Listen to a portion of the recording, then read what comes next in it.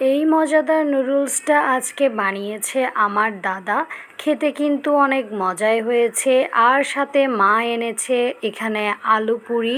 আমার কাছে ডাল পুরি থেকেও আলু পুরিটা খেতে অনেক বেশি ভালো লাগে। আর এই আলু পুরিটা অনেক মজাই ছিল। দেন এই সস দিয়ে আমরা খেলাম, সস ছাড়া তো ভালোই লাগে না কিছু। দেন হচ্ছে কালকের আমটা তো পোকা ছিল, তাই আজকে একটা আম খেলাম। এই আমটা কিন্তু আবার ভালোই আছে আর খেতেও মিষ্টিই ছিল। এরপর এখানে আছে মাটনের তরকারি। এটাও রান্না করেছে আজকে আমার দাদা। এটা খেতে কিন্তু অনেক বেশি মজা হয়েছে, এক কথায় অসাধারণ। এটা দেখতে যেমনটা ইয়ামি লাগছে, খেতে আরও অনেক বেশি মজা হয়েছে। আর আমি তো রাতে ভাতটা স্কিপ করি, বাট এটা দেখে কয়েক টুকরা খেয়েই নিলাম আমি।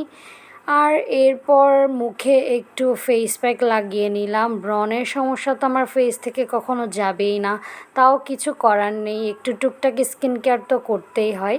এটাই হচ্ছে আজকের একটা ছোট্টখাটো ভিডিও।